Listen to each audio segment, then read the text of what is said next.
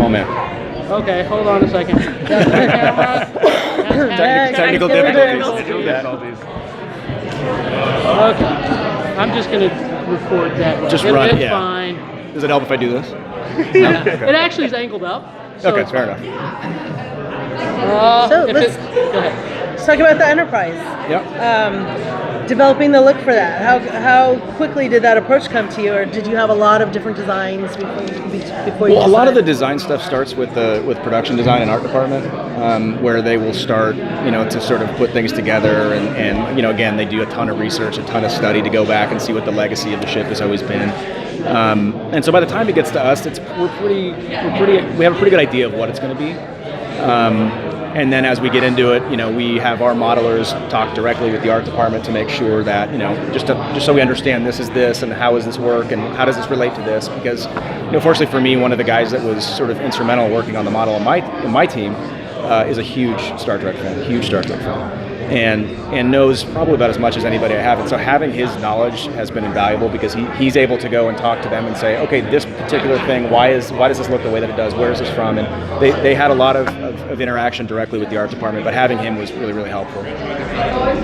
So how many versions do you get on your VFX shots?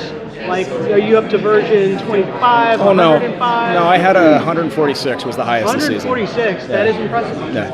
Okay. That's high even for me. I was actually, when I saw it at the bottom, I felt really bad for the vendor. But was that the run to the other ship? Not the Shenzhou, the Mirror Universe ship.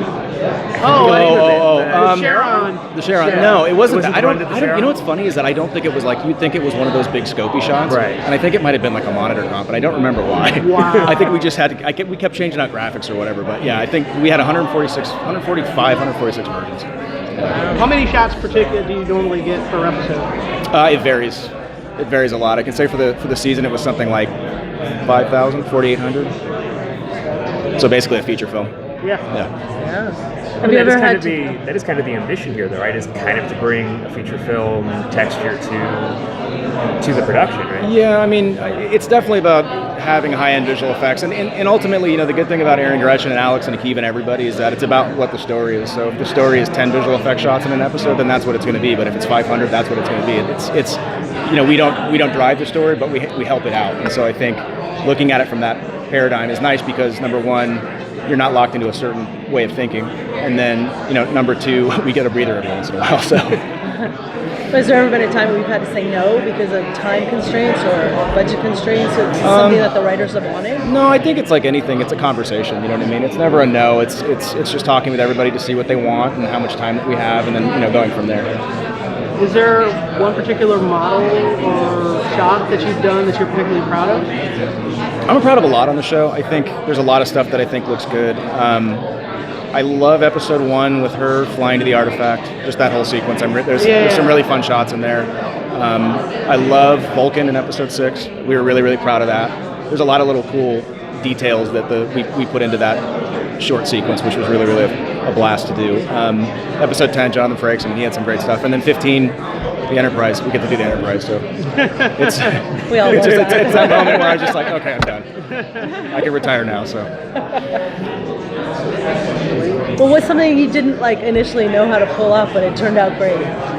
Something we struggled with. I don't know I wouldn't say we struggle with it. It's just always talking about the best way to shoot something. I mean, when you shoot, for instance, gravity or no gravity, 0G, that's easier said than done sometimes, right? Because you're talking about wire work, and wires have gravity, right? So it's trying to figure out a way to shoot that, and trying to figure out a way to do it in a way that's believable, especially because it's been done really well lately. I mean, like the movie Gravity, for instance, did a really good job of not having gravity, and so I think it's really it's the process of working with the DPs, with the director, with everybody, just trying to figure out the best way to achieve what the story is. What's kind of the typical episode process for you on your end? It starts with, obviously, we'll get a script and we'll go through it, and we probably have a lot of questions at that point. We'll have meeting with the department heads and with Aaron and Gretchen and Akiva and everybody to sort of talk about what they're thinking, what the ambitions are for the show, what needs to be visual effects, what doesn't need to be visual effects. And then, off of that, we'll start building our assets and start putting together a shot list and start preparing the vendors to get to work on the stuff, and then we'll shoot it. And then once we get an edit together, we'll start to actually put the visual effects into the edit to see, and it evolves greatly. I mean, it starts with, sometimes it's just a title card that says ship flies here, and at the end it's the Enterprise and the Discovery facing each other. So it's You're kind of the last end of the process. Yeah. We're definitely. I mean, we're in it along the way, but I would say it crescendos as the episode gets closer to finale, because then sound effects needs to know what our visual effects look like, because they need to know when, if I drop something, they need to know when to put the bang. From that to the editors have to know what the shots are going to be. So if it's a full CG shot, we have to get them something so that they can react to it. There's time to sort of go through the process of, does this shot tell a story, does it not tell a story? So Thank you. Thank you so much. thank you guys. All right, I've got